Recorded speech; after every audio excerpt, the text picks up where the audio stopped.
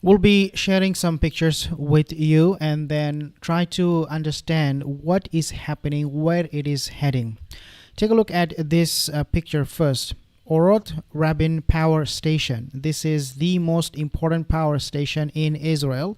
These are only few power stations that power entire Israel. There are three of them, and Orot Rabin is one. This is located in, I believe, southern Haifa. It came under attack by the Houthis recently, and the Houthis, they have said, quote, successfully hit the target when they launched attack against this power station in Israel. Now, Haifa also came under attack, and I have mentioned about this particular city in my past videos to show you guys how important this location is. It has the port city, it has a lot of business commerce going on, and for the Houthis and also for Hezbollah, it is a vital strategic position. Hezbollah pretty much incinerated the city, a lot of it, not the entire city, but a lot of it, made it absolutely unfunctionable at all. I mean, this was the attack, if you want to call it that way, when the Hezbollah launched their missiles and drone attacks on Haifa. It was making headlines. Now, this also came under attack by the Houthi missile, and Orot Rabin, that power station, is also what I believe located in Haifa. Now, they have also targeted this place, central Israel, also came under attack, and a lot of these Zionists, they went into hiding. As you can see them going into the shelter and panicking, and I'll actually share with you more in details, but I have mentioned this in my last videos where I said 5 million people woke up from their sleep the other day, and millions of people, they went into the bunkers because of those sirens, missiles, ballistic missiles being launched from the state of Yemen.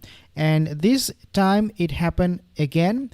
We have seen how these missiles, these rockets, they are sending all of these Zionists into their bunkers. Not only this, but also cargo ships or those associated with Tel Aviv came under attack again by the Houthis. Now, these ships are not necessarily directly from Israel, but because of their association with the state of Israel, the Houthis made it a legitimate target. And also they have said in the past statements that any cargo ship from not just Israel but also from United States and UK will also be targeted. Before I share with you more in details, just to remind you, most of my viewers are not subscribed. Consider subscribing if you are not yet. Now, Yemen Houthis claim missile attack on power plant in northern Israel, and this is the rocket, as you can see on the screen, that they have launched. Now, Yemen's Houthi group said Sunday that it targeted power plant in Haifa in northern Israel amid escalation over Tel Aviv's genocidal war on the Gaza Strip, and this is coming from Anadolu news agency. Military spokesman Yahya Sari said a hypersonic ballistic missile was fired at the Orot Rabin power station in southern Haifa. This is important because the power station was targeted with a ballistic missile, obviously because of its importance and how much damage this can cause to the Zionist state of Israel if they lose this power station. Therefore, it was worth it for the Yemeni Houthis to use a ballistic missile to make sure that this power station is completely destroyed. But I don't believe it was destroyed. Nevertheless, they were able to hit the target, as they said. He said that the missile hit its target without providing any details. The spokesman vowed to continue attacks against Israel until it halts offensive on Gaza and ends its blockade on the enclave. The Israeli army, for its part, confirmed that its air defense intercepted a missile from Yemen before entering Israeli airspace. The Houthi have targeted Israeli cargo ships or those associated with Tel Aviv in the Red Sea with missiles and drones in show of support with the Gaza Strip, where over 45,000 people have been killed in Israel's genocide war since October 7, 2023. I want to also share with you guys this particular report that I showed you as a slideshow in my previous video, just to connect the dots to see what is happening. Basically, I mentioned that this is becoming a doomsday for the Zionist state, and this slideshow I shared with you on Friday. Let's see what happened on Friday. The Khan Broadcasting Authority in Israel reported that 12 people were injured while fleeing to shelters, and 9 others suffered injuries due to panic after a Yemeni missile entered Israeli airspace on Friday morning. Then, we have also reported, according to the Israeli Home Front Command, sirens were activated in over 150 cities and towns, including Greater Tel Aviv, Jerusalem, and West Bank settlements, following the detection of the missile. So again, this happened all on Friday, and the video that the slideshows I just shared with you happened only yesterday.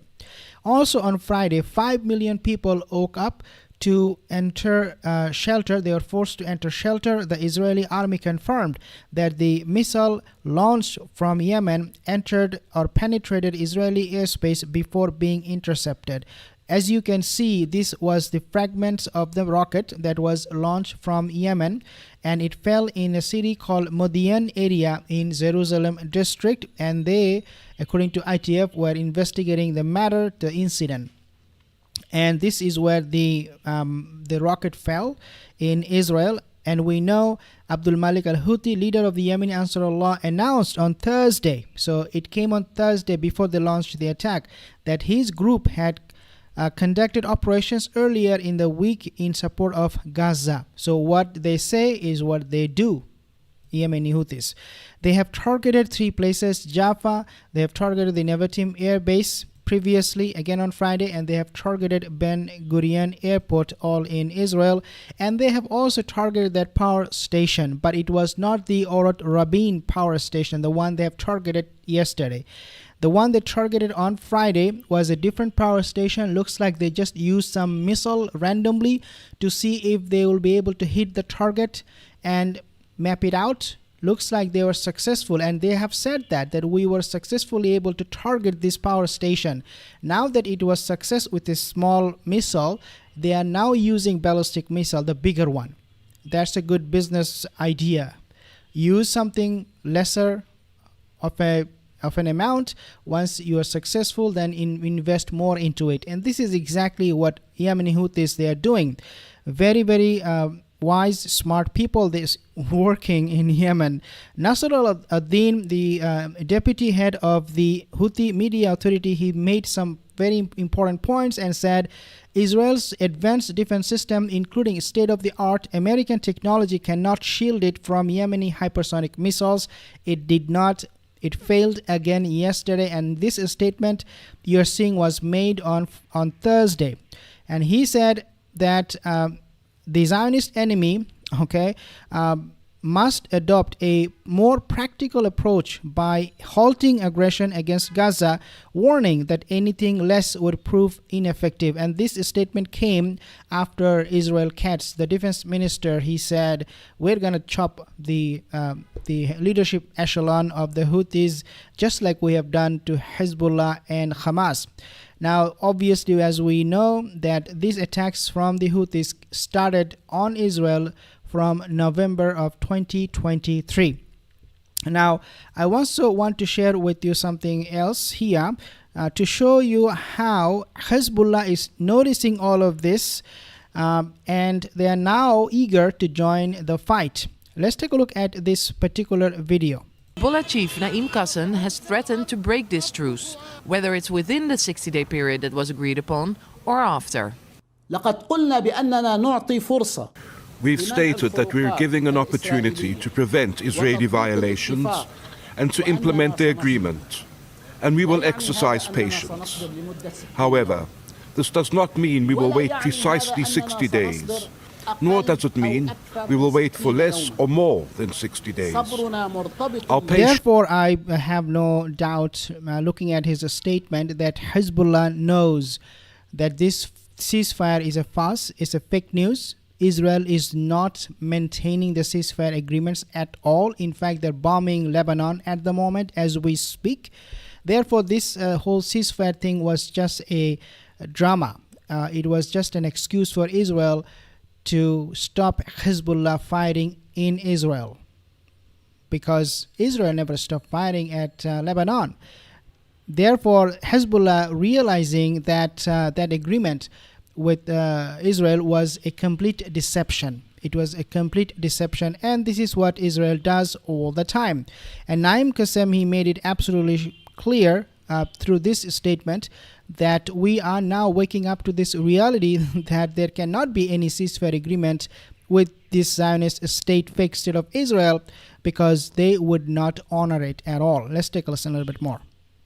Is tied to our decision regarding the appropriate timing to confront Israeli aggression and violation.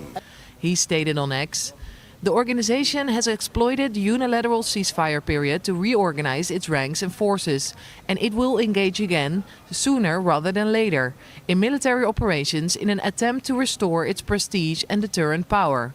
And most importantly, to avenge its leadership and restore its reputation before its audience and before the world." I mean, they wanted to do it anyways, whether they went into a ceasefire deal with Hezbollah or not. The plan for the Zionist state was to stay in Lebanon. Why? Because in the war of 2006, they were able to reach Lebanon, Beirut, in just a matter of few days. But this war, 2024, that started, they were not able to capture one single inch of land in Lebanon.